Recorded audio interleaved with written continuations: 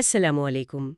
আজ আমরা একটা বেশ গভীর বিষয় নিয়ে কথা বলবো, যা আমাদের সবার অস্তিত্বের সাথেই সম্পর্কিত, কিয়ামত বা শেষ বিচার দিবসের ধারণা। বিশেষ করে আমাদের কাছে একজন শ্রোতার পাঠানো কিছু নোট আছে। এর শিরোনামটা হল কিয়ামতের ভয়াবহতা, কুরআন ও হাদিসের আলোকপাত। তো আজকের আলোচনাটা আমরা এই নোটগুলোর উপর ভিত্তি করেই করব।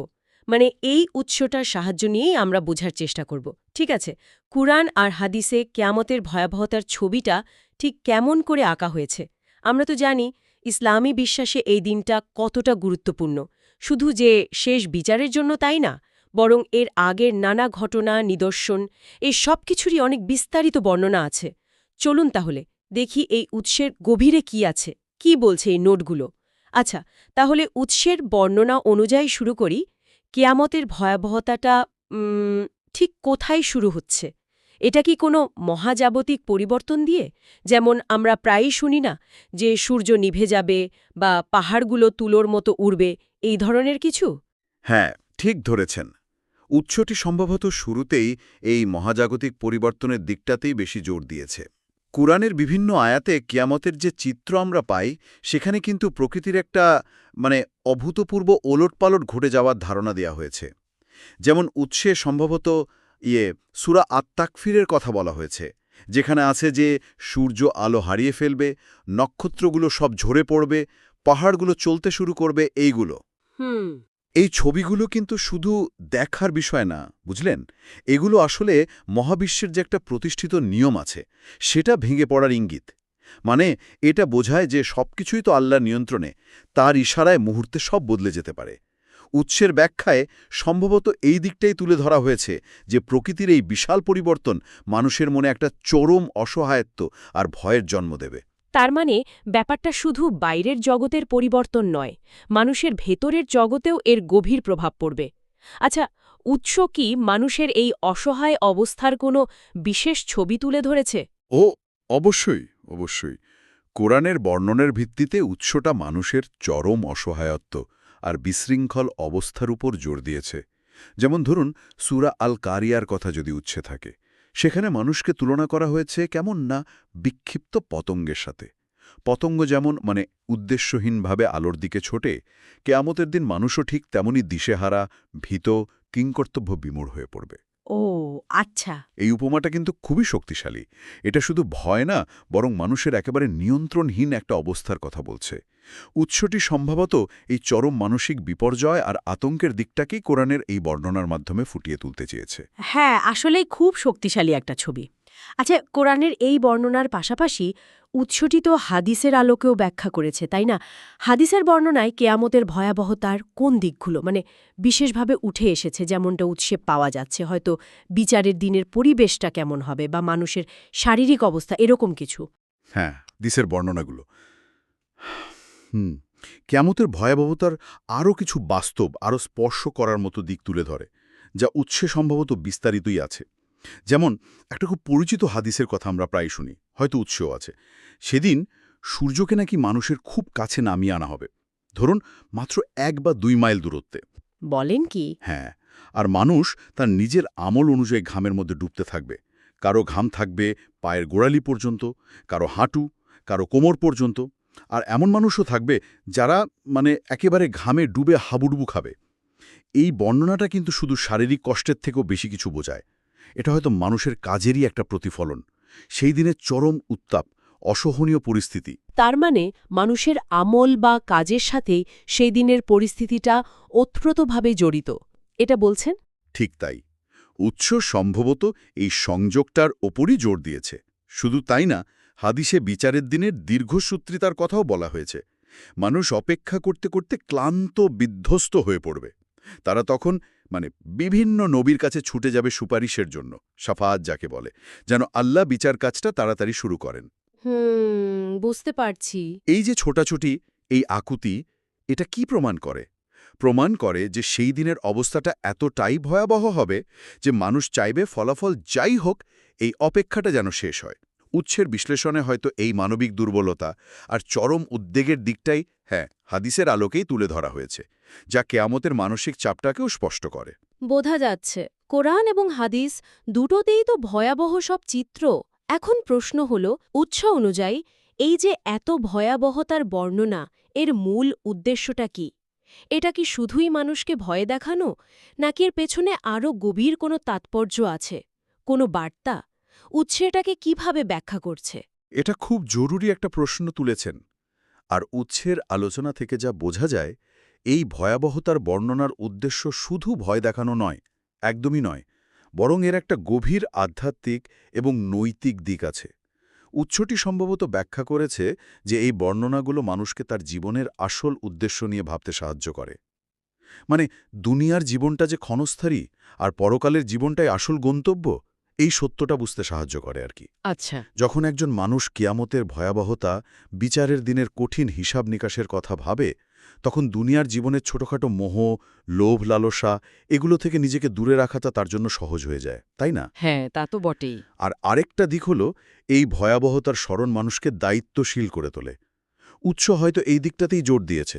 যে কিয়ামতের চিন্তা মানুষকে অন্যায়, অবিচার, জুলুম এই সব পাপ কাজ থেকে বিরত রাখে। কারণ সে জানে একদিন তাকে তার প্রত্যেকটা কাজের জন্য আল্লাহর সামনে দাঁড়াতে হবে। কাজেই এই বর্ণনাগুলো একদিকে যেমন সতর্কবার্তা, তেমনি অন্যদিকে আত্মশুদ্ধি, ভালো কাজ করা মানে নেক আমল এবং আল্লাহর পথে ফিরে আসার জন্য একটা শক্তিশালী প্রেরণা হিসেবে কাজ করে। সুতরাং এটা ভয় দেখানোর চেয়ে আসলে পথ দেখানোর একটা চেষ্টা, যেমনটা উৎসের বিশ্লেষণে উঠে এসে মনে হচ্ছে। এই যে বললেন প্রেরণা বা পথ দেখানোর কথা, উৎসটিতে কি এমন কোনো বিশেষ ঘটনা বা উপমার উল্লেখ আছে যা এই ভয়াবহতার চিত্রটাকে আরও স্পষ্ট করে, মনে গেঁথে দেয় আর একই সাথে এর গভীরতাও তুলে ধরে? হ্যাঁ, উৎসে সম্ভবত এমন কিছু খুব মর্মস্পর্শী শক্তিশালী ছবি ব্যবহার করা হয়েছে যা সহজেই মনকে নাড়া দেয়। যেমন ধরুন, কোরআনে বর্ণিত একটা দৃশ্যের কথা উৎসে থাকতে পারে। কিয়ামতের ভয়াবতায় গর্ভবতী নারী তার গর্ভের সন্তান ফেলে দেবে। ভাবা যায়? হ্যাঁ, দুগ্ধদানকারী মা তার কুলের শিশুকে ভুলে যাবে।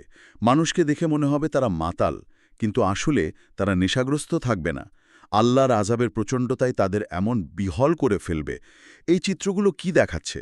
চরম আতঙ্ক, মানসিক স্থিতি হারিয়ে ফেলা, এমনকি স্বাভাবিক মানসিক সম্পর্কের বাঁধন পর্যন্ত ছিঁড়ে যাওয়ার একটা ভয়াল রূপ। উৎস এই বর্ণনাগুলোর মাধ্যমে হয়তো এটাই বোঝাতে চেয়েছে যে সেই দিনের ভয়াবহতা মানুষের সব কল্পনাকেও ছাড়িয়ে যাবে। আর একটা শক্তিশালী চিত্রকল্প যেটা উৎসে থাকতে পারে, সেটা হলো পৃথিবীর অবস্থা নিয়ে। যেমন সূরা জিলজালে বলা হয়েছে, সেদিন পৃথিবী প্রচণ্ডভাবে কাঁপবে আর তার ভেতরের সমস্ত বোঝা বের করে দেবে। শুধু তাই না, পৃথিবী সেদিন কথা বলবে, সাক্ষ্য দেবে মানুষের ভালো মন্দ কাজের। পৃথিবী কথা বলবে? হ্যাঁ, এ ধারণাটা কিন্তু খুবই গভীর। মানে আমাদের পায়ের নিচের মাটি যা সবসময় চুপচাপ সাক্ষী, সেদিন আল্লাহর হুকুমে মানুষের সব কাজের বিবরণ তুলে ধরবে। উৎস হয়তো এই রূপকধর্মী বর্ণনার মাধ্যমে আসলে জবাবদিহিতার যে কোনো মাপ নেই আর আল্লাহর যে সর্বময় ক্ষমতা, সেই দিকটাকেই স্পষ্ট করেছে। সত্যি, খুবই গভীর আর ভাবনার বিষয় এগুলো। আচ্ছা, এখন উৎসের তথ্যের ভিত্তিতে যদি দেখি, এই যে ভয়াবহতার বর্ণনা, বিশ্বাসীদের জীবনে এর বাস্তবিক প্রভাবটা কি হতে পারে?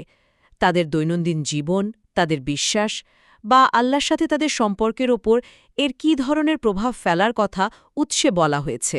উৎস অনুযায়ী এই ভয়াবহতার জ্ঞানের মূল প্রভাবটা হল, এটা বিশ্বাসীদের মধ্যে তাকওয়া বাড়ায়, মানে আল্লাভীতি আর সচেতনতা। তাকওয়া মানে কিন্তু শুধু ভয় না, বরং আল্লাহর প্রতি ভালোবাসা আর সম্মানের সাথে তার আদেশ নিষেধ মেনে চলার একটা গভীর অনুভূতি।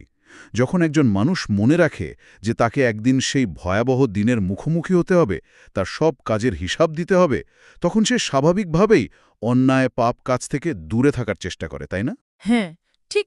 উৎস সম্ভবত ব্যাখ্যা করেছে যে এই স্মরণটা তাকে আল্লাহর সন্তুষ্টি অর্জনের পথে আরও বেশি মনোযোগী করে তোলে। এছাড়াও এই জ্ঞান মানুষকে ধৈর্য ধরতে শেখায়। দুনিয়ার জীবনের দুঃখ কষ্ট, বিপদ আপদ এগুলো তখন পরকালের তুলনায় অনেক তুচ্ছ মনে হয়। উৎস হয়তো দেখিয়েছে যে কিয়ামতের স্মরণ মানুষকে আল্লাহর উপর নির্ভরশীল হতে শেখায়, যে কোনো পরিস্থিতিতে তার উপর ভরসা রাখতে অনুপ্রাণিত করে। আচ্ছা। এটা অহংকার, দাম্ভিকতা দূর করে, মানুষকে বিনয়ী করে তোলে, কারণ সে বুঝতে পারে আসল ক্ষমতা একমাত্র আল্লাহরই, আর তার সামনে একদিন সকলকেই দাঁড়াতে হবে। এক কথায় বলতে গেলে, উৎস অনুযায়ী কিয়ামতের ভয়াবহতার জ্ঞান একজন মুমিনের জীবনকে পরিশুদ্ধ আর লক্ষ্যমুখী করতে একটা খুবই গুরুত্বপূর্ণ ভূমিকা রাখে। তাহলে পুরো আলোচনা থেকে যা বোঝা গেল, মানে শ্রোতার পাঠানো এই উৎসটি কুরআন ও হাদিসের বিভিন্ন বর্ণনার মাধ্যমে কিয়ামতের দিনের একটা অত্যন্ত জীবন্ত এবং ভয়াবহ চিত্র আমাদের সামনে তুলে ধরেছে। এর মধ্যে যেমন আছে মহাবিশ্বের ধ্বংস আর পুনর্গঠন, সূর্য আলোহীন হওয়া, তারা খসে পড়া, পাহাড় তুলোর মতো ওড়া, হ্যাঁ, তেমনি আছে মানুষের চরম অসহায়ত্ব, ভয়, বিভ্রান্ততা, বিচারের দিনের দীর্ঘ অপেক্ষা, কঠিন পরিস্থিতি আর আল্লাহর সামনে প্রতিটি কাজের পুঙ্খানুপুঙ্খ হিসাব দেওয়ার বিষয়টা। হ্যাঁ, এবং সবচেয়ে গুরুত্বপূর্ণ বিষয় হল উৎসটি কিন্তু শুধু এই ভয়াবহতার ছবি একেই থেমে থাকেনি, বরং এর পেছনের যে গভীর তাৎপর্য, উদ্দেশ্য আর এর থেকে কি শিক্ষা পাওয়া যায় সেগুলোও তুলে ধরেছে। আলোচনা থেকে এটা স্পষ্ট যে কিয়ামতের স্মরণ মানুষকে শুধু ভয় দেখানোর জন্য নয়, বরং তাকে একজন উন্নত নৈতিক চরিত্রের মানুষ হিসেবে গড়ে তোলার জন্য, আল্লাহর প্রতি তার কর্তব্য সম্পর্কে সচেতন করার জন্য আর পরকালীন জীবনের প্রস্তুতির জন্য এটা একটা অপরিহার্য উপাদান।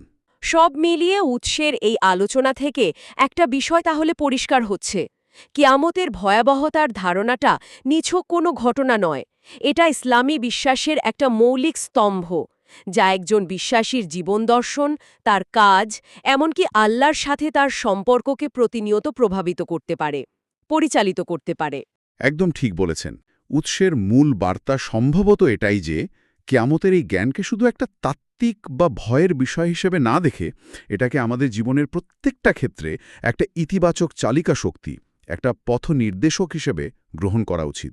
এই ভয়াবহতার উপলব্ধি হয়তো মানুষকে সত্যিকার অর্থে সুন্দর আর অর্থপূর্ণ জীবনযাপনে উদ্বুদ্ধ করতে পারে। এখানেই তাহলে আমাদের আজকের আলোচনা শেষ করছি, তবে শ্রোতাদের জন্য একটা প্রশ্ন রেখে যেতে চাই, যেটা এই উৎসের তথ্যের উপর ভিত্তি করেই মনে আসছে। উৎসে বর্ণিত কিয়ামতের এই যে ভয়াবহ চিত্রগুলো, এগুলো জানার পর এর মূল শিক্ষা বা বার্তাটা আজকের এই দ্রুত পরিবর্তনশীল সময়ে একজন ব্যক্তির ব্যক্তিগত জীবনযাপন, তার নৈতিক সিদ্ধান্ত গ্রহণ কিংবা তার আধ্যাত্মিক চর্চার সাথে ঠিক কিভাবে প্রাসঙ্গিক হয়ে উঠতে পারে, এটা নিয়ে ভাবার অবকাশ রইল।